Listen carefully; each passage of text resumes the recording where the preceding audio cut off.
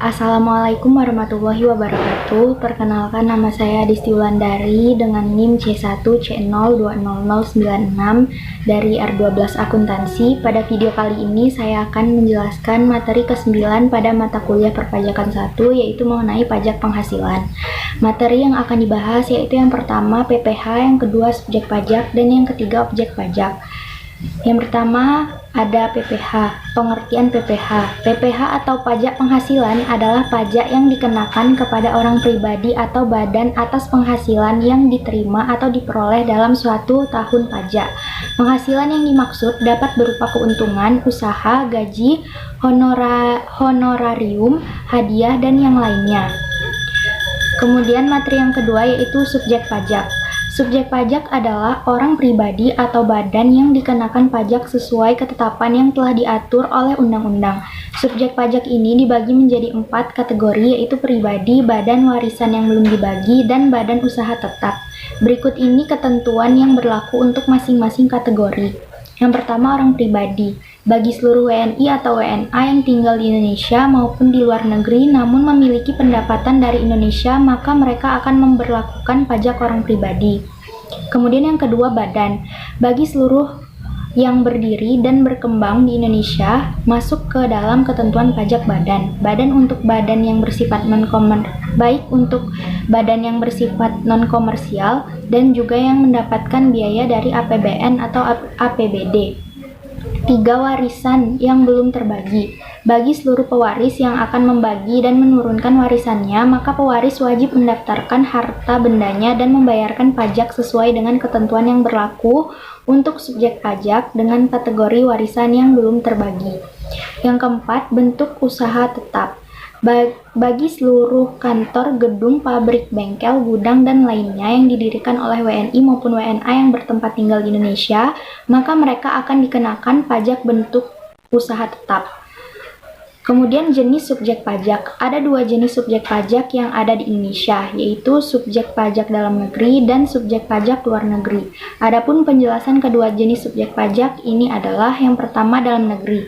Seluruh aktivitas bisnis yang dilakukan di Indonesia termasuk ke dalam subjek pajak dalam negeri. Subjek pajak ini berlaku untuk seluruh WNI serta seluruh WNA yang juga tinggal di Indonesia. Pajak dalam negeri juga berlaku untuk badan dan badan usaha tetap yang berdiri di Indonesia, sesuai dengan ketentuan yang berlaku pada penjelasan sebelumnya. 2. Luar negeri. Bagi subjek pajak luar negeri, jika mereka tidak melakukan aktivitas ekonomi atau mendapatkan penghasilan dari Indonesia, maka subjek pajak ini tidak akan dikenakan pajak dalam negeri, melainkan sesuai dengan peraturan perpajakan di tempat mereka tinggal. Mulai dan berakhirnya kewajiban pajak subjektif. Yang pertama, subjek pajak dalam negeri orang pribadi, mulai saat dilahirkan, berakhir saat meninggal, dan mulai saat berada di Indonesia, berakhir saat meninggalkan Indonesia untuk selamanya. 2. Subjek pajak dalam negeri badan, mulai saat didirikan dan berakhir saat dibubarkan. 3. Subjek pajak luar negeri badan usaha tetap, mulai saat menjalankan usaha, berakhir saat tidak lagi menjalankan. Kemudian mulai saat menerima penghasilan dari Indonesia, berakhir saat tidak lagi menerima penghasilan dari Indonesia. Yang keempat, warisan belum terbagi. Mulai saat timbulnya warisan belum terbagi, berakhirnya satu warisan telah selesai dibagikan. Kemudian subjek yang tidak termasuk subjek pajak. Sesuai dengan pasal 3 ayat 1 UU nomor 36 tahun 2008 tentang pajak penghasilan, yang tidak termasuk subjek pajak dalam negeri maupun luar negeri adalah: yang pertama, kantor perwakilan negara asing. Yang kedua, pejabat-pejabat perwakilan diplomatik dan konsulat atau pejabat-pejabat lain dari negara asing dan orang-orang yang diperbantukan kepada mereka yang bekerja pada dan bertempat tinggal bersama-sama mereka dengan syarat bukan warga negara Indonesia dan di Indonesia tidak menerima atau memperoleh penghasilan di luar jabatan atau pekerjaannya tersebut, serta negara bersangkutan memberikan perlakuan timbal balik. Yang ketiga, organisasi-organisasi internasional dengan syarat, yaitu yang pertama, Indonesia menjadi anggota organisasi tersebut. Yang kedua, tidak menjalankan usaha atau kegiatan lain untuk memperoleh penghasilan dari Indonesia selain memberikan pinjaman kepada pemerintah yang dananya berasal dari iuran para anggota.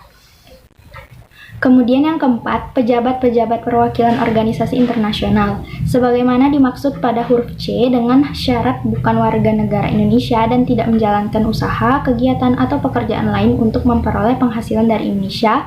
Dalam bait ini pun disebutkan untuk organisasi internasional yang tidak termasuk subjek pajak pada huruf C tersebut ditetapkan dengan keputusan Menteri Keuangan atau KMK.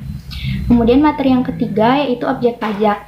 Yang termasuk objek pajak yaitu menurut pasal 4 ayat 1 UU nomor 7 tahun 1983 sebagaimana telah diubah terakhir dengan UU nomor 36 tahun 2008 tentang pajak penghasilan.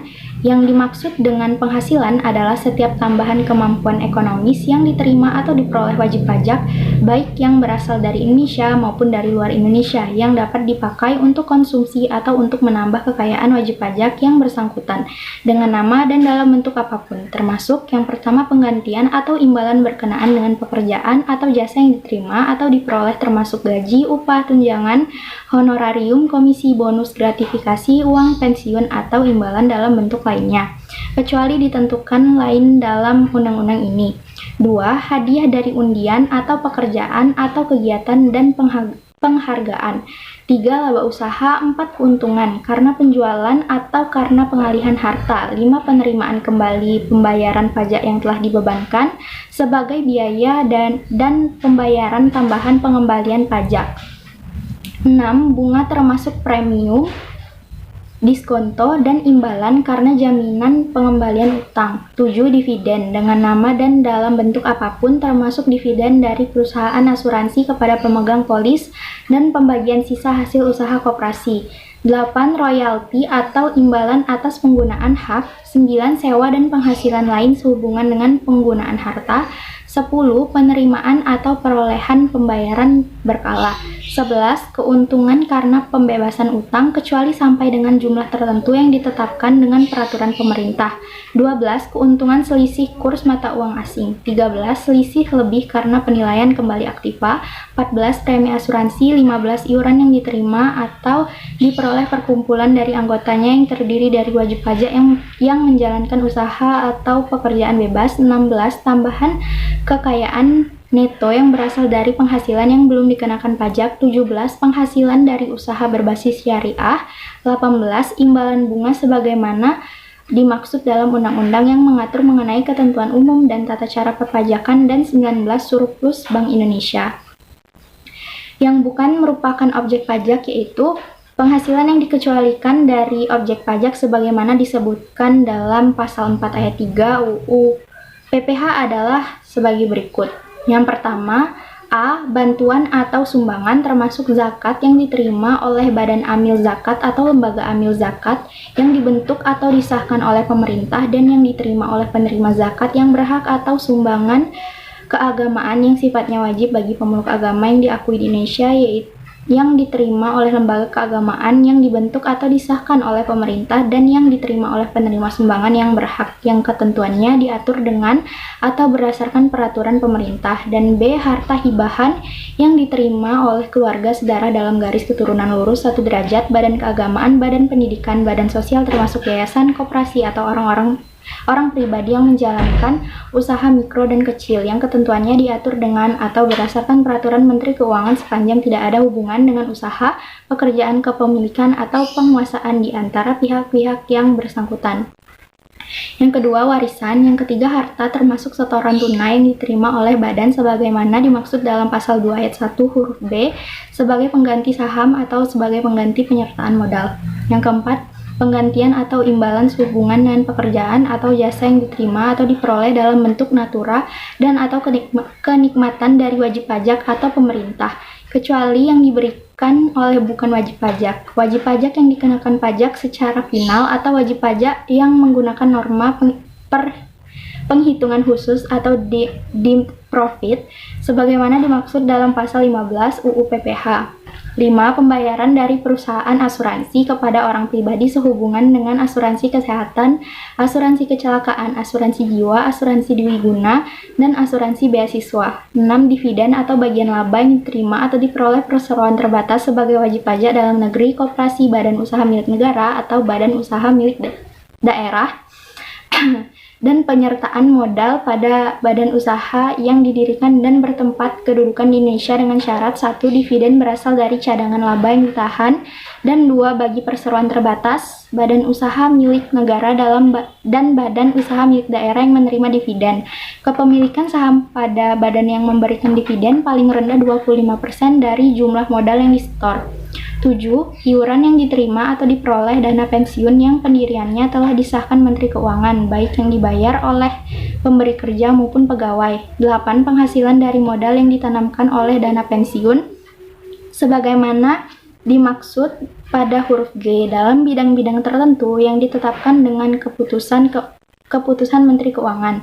9. Bagian laba yang diterima atau diperoleh anggota dari perseroan komanditer yang modalnya tidak terbagi atas saham-saham, persekutuan, perkumpulan, firma, dan kongsi termasuk pemegang unit, penyertaan kontrak investasi kolektif. 10. Bunga obligasi yang diterima atau diperoleh perusahaan reksadana selama 5 tahun pertama sejak pendirian perusahaan atau pemberian izin usaha terhitung mulai 1 Januari 2009. Ketentuan ini dihapus. Yang ke-11, penghasilan yang diterima atau diperoleh perusahaan modal Ventura berupa bagian laba dari badan pasangan usaha yang didirikan dan menjalankan usaha atau kegiatan di Indonesia dengan syarat badan pasangan usaha tersebut 2. Merupakan perusahaan mikro, kecil menengah atau yang menjalankan kegiatan dalam sektor-sektor usaha yang diatur dengan atau berdasarkan peraturan Menteri Keuangan, dan 2. Sahamnya tidak diperdagangkan di Bursa Efek di Indonesia. 12. Beasiswa yang memenuhi persyaratan tertentu yang ketentuannya diatur lebih lanjut dengan atau berdasarkan peraturan Menteri Keuangan. 13. Sisa lebih yang diterima atau diperoleh badan atau lembaga nirlaba yang bergerak dalam bidang pendidikan dan atau bidang penelitian dan pengembangan yang telah terdaftar pada instansi yang membidanginya yang ditanamkan kembali dalam bentuk sarana dan prasarana kegiatan pendidikan dan atau penelitian dan pengembangan dalam jangka waktu paling lama 4 tahun sejak diperolehnya sisa lebih tersebut, yang ketentuannya diatur lebih lanjut dengan atau berdasarkan peraturan Menteri Keuangan. Dan 14. Bantuan atau santunan yang dibayarkan oleh badan penyelenggara jaminan sosial kepada wajib pajak tertentu yang ketentuannya diatur lebih lanjut dengan atau berdasarkan peraturan Menteri Keuangan. Sekian penjelasan materi dari saya, semoga bermanfaat. Lebih dan kurangnya mohon dimaafkan. Saya akhiri. Wassalamualaikum warahmatullahi wabarakatuh.